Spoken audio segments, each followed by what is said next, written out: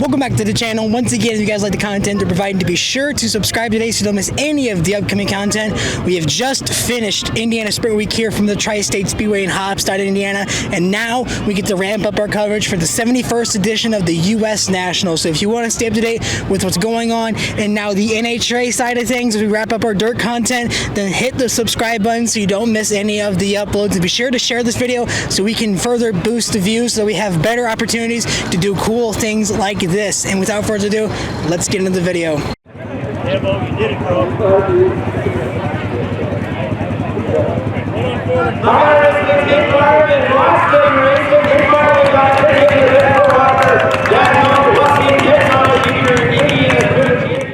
The stage was set coming in here tonight for the final chapter of the 2025 Indiana Sprint Week powered by Peak Performance.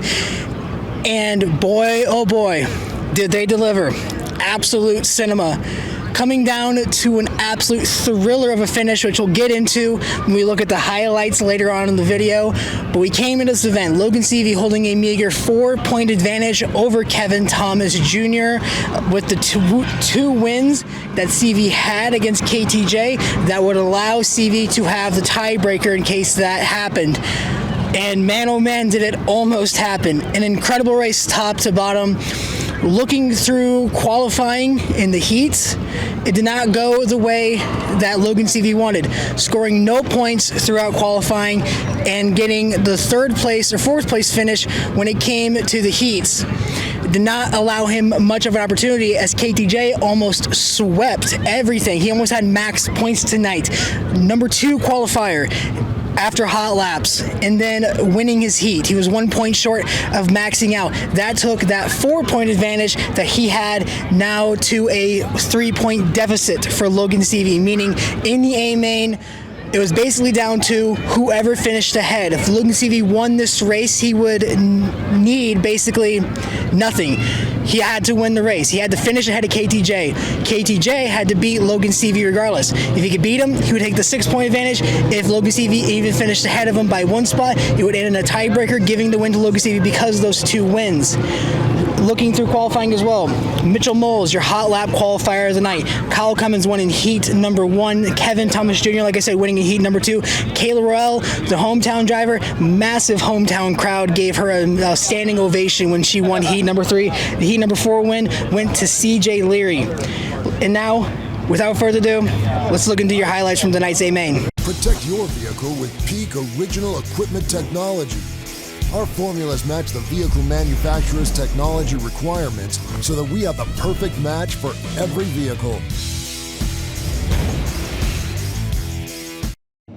Logan Calderwood and Briggs Danner would lead the field to the final race of Indiana Sprint Week at the Tri-State Speedway. Briggs Danner would get the launch off the high side and take the lead as the field exited turn 2.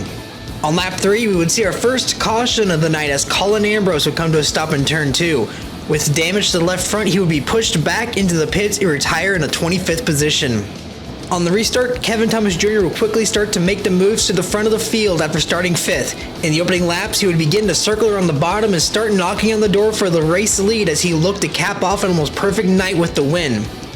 And by lap 10, he would pull the trigger as he would clear Jaden Rogers in turn 3 and use a lapped car to fly past Briggs Danner and take over the lead as they approached halfway.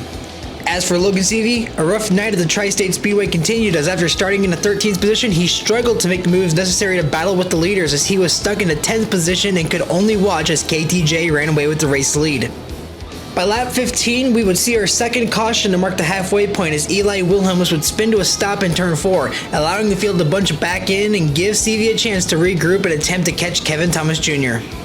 On the restart, Seavey would begin to find a line that worked for him as he started to move his way up the running order. By 8 to go, he promoted himself into the 8th position and was in a 3-car battle with Leary and Cummins for the 6th spot as the caution would once again come out for Gunnar Setzer and Chase Stockton, who would collide in turn 4. The caution would yet again play in favor for Logan Seavey later in the race, as while running in the 6th position, Briggs Danner would pull the slider on Mitchell Moles and would stall out in front of him, causing Moles to come to a stop. Seavey would pass both drivers and now find himself in the 4th position with 3 to go. On the final lap, Kayla Royale would spin to a stop to bring out the caution, allowing Seavey another chance to move closer to Kevin Thomas Jr. On the restart, Jaden Rogers and Robert Ballou would stack each other off at turn 2, allowing Seavey to cut underneath to complete the pass for second, completing an incredible run which saw him go from 10th to 2nd in the second half of the race. He would be gifted another shot as well, as a rough checkup for Ballou would bring out yet another yellow as Briggs Danner would hit him and collect CJ Leary, Hayden Reinbold, Chase Stockin, Mitchell Moles, and many others. The damage would be too much for Danner to continue, ending his impressive Indiana Sprint Week run with a disappointing DNF. And on the final restart of Indiana Sprint Week, it would be a winner-take-all scenario to decide the champion. And in the end, Seavey wouldn't have enough time to make the move, and KTJ would complete the near-perfect sweep of Haubstadt to earn his 3rd career Indiana Sprint Week title. Looking at your top 10 from the night, Kevin Thomas Jr. would take his first win of Indiana Sprint Week tonight at Tri-State Speedway, and with that, securing his 3rd Indiana Sprint Week title of his career. Logan Seavey coming up just short in second now, 6 points out of a possible win. Jaden Rogers, an impressive run in 3rd. CJ Leary, your winner back from Circle City in 4th. Kyle Cummins, another 5th place finish, with Jake Swanson having another top 10 finish. Logan Calder would start on pole tonight. He finished in 7th. Cale Drake, after a rough second half to Sprint Week, ends in the 8th place finish. Kayla Rell, the hometown driver, an impressive run, a top 10 after a struggling Sprint Week, and then Mitchell Moles, your hot lap qualifier of the night, finishing in the 10th position. And for one final time, taking a look at your now official points for the 2025 Indiana Sprint Week. Kevin Thomas Jr. is now a 3-time Sprint Week champion with 497 points, with a 6-point advantage over second place Logan Seavey. Mitchell Moles will be promoted to the 3rd spot with 76 points, and Kyle Cummins will boost himself up to 4th, only 1 spot short of the podium with 77 points behind. Briggs Danner's disappointing DNF finish tonight would drop him from 3rd to 5th, now 86 back, with Jake Swanson rounding out an impressive and consistent run, finishing in 6th. CJ Leary finished in the 7th spot. Robert Ballou again would fall down the ladder in the 8th. Chase Stockin would finish 9th, 149 points back after missing the Lawrenceburg race due to the gate on the trailer failing. He could have finished a lot higher if it wasn't for that. And rounding out your top 10 here tonight is going to be Gunnar Setzer, 175 points behind. And closing thoughts on the race? Again, absolute cinema. I don't think you could ask for any better of a way to end this. I did not think Logan Seavey was really going to have much of an opportunity with where he started all the way back at 13th when KTJ was starting up in about the 5th or 6th position. And he just dominated this event, top to bottom. From the moment he had a 2-for-1 pass to take the race lead and never looked back, it took Logan Seavey those cautions to even get himself up there, because even in the heat races, he struggled to pass, but figured something out in the second half of this race to really give him the opportunity to go out there and run with Kevin Thomas Jr. If it was it's a major what if Logan Seavey could have got that pass done. What an absolute thriller of a finish. You couldn't ask for a better end to Sprint Week, for it to come down to a last lap battle between 2 of the best racers that we can find here in the country. This is going to wrap up Sprint Week. This is going to wrap up our USAC coverage here on the channel. Unless we get the opportunity to go out to SmackDown at Kokomo Speedway, this is going to be it.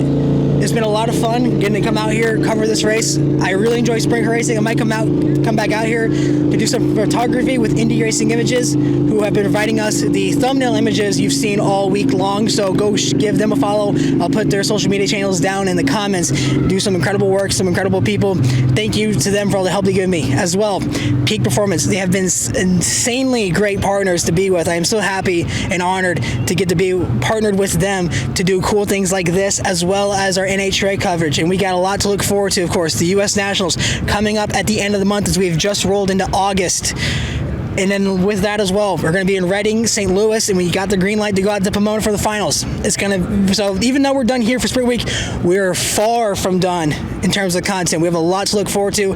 It's going to be an exciting time. So if you enjoy the content that we do here on this channel, hit the subscribe button so you don't miss anything. It helps out a lot. Be sure to share this video as well, because if we get more views on this video, then we have more opportunities to go out there and do cool things like this. And pretty much that's it. It's been 9 crazy days, because we did have the rain out in Kokomo. So I've traveled to 9 racetracks in 10 days. I'm tired. I'm sleep deprived. There's a case of beer waiting for me at home. I'm going to crack that open because I've been waiting for it all week. And I'm going to edit this video and get it done. But first, I'm going to a Denny's as well. So what a way to end it. Again, thank you guys so much for watching. Be sure to hit subscribe. Comment down below what you thought of tonight's race. Be sure to follow us on social media, Mighty Mac Gunther on Facebook, Twitter, Instagram, and TikTok. And until next time, this is Mighty Mac. We'll see you next time.